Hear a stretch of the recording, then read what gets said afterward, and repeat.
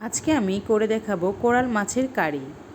প্রথমে আমি 2 টেবিল চামচ টক দই, 1 চামচ মরিচের গুঁড়া, হাফ চামচ হলুদের গুঁড়া, স্বাদমতো লবণ, 1.5 চামচ আদা রসুন জিরা বাটা, সামান্য একটু লেবু চিপে দিচ্ছি, সয়াবিন তেল একটু দিচ্ছি, দিয়ে ভালো করে মশলাটাকে মেখে নিচ্ছি।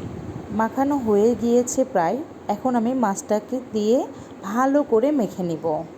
মাছটাকে ভালোভাবে মাখতে হবে যেন মাছের ভেতরে ভালোভাবে মশলাটা যায়। মাছটাকে ভালোভাবে মাখানো হয়ে গিয়েছে। এখন আমি এটাকে 30 মিনিটের জন্য রেস্টে দিচ্ছি। প্রথমে আমি সরিষার তেলটাকে প্যানে গরম করে নিচ্ছি। হাই হিটে গরম করা আমার শেষ। এখন আমি মাছটা দিয়ে দিচ্ছি।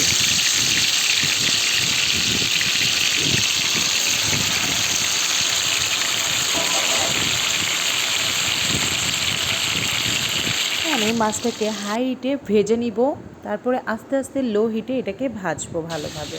এখন আমি মাছটাকে উল্টায়ে দিচ্ছি। দেখুন মাছটা কতটা ক্রাস্ট হয়েছে। মাছ ভাজা আমার প্রায় শেষ। এখন আমি এটাকে উঠিয়ে নিচ্ছি।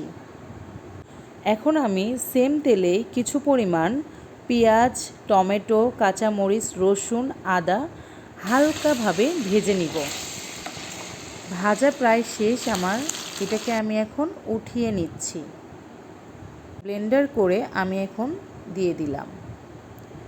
ম্যারিনেট করা কিছু মশলা ছিল, এটাও আমি অ্যাড করে ফেললাম। আমি ভালো করে এটাকে আমি কষিয়ে নিব।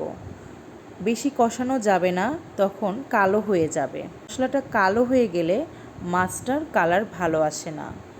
এখন আমি মাছটা দিয়ে নিচ্ছি। মাছটাকে ভালোভাবে কষিয়ে নিচ্ছি।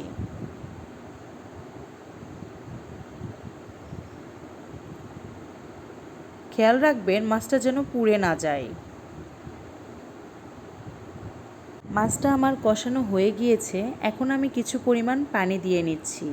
এখন আমি মাছটাকে ঢেকে দিয়ে কিছুক্ষণের জন্য বয়েল করে নিচ্ছি। মাছটা আমার হয়ে গিয়েছে। এখন আমি হালকা গার্নিশ করে নিচ্ছি। এভাবেই পরিবেশন করুন গরম গরম কোরাল মাছের কারি।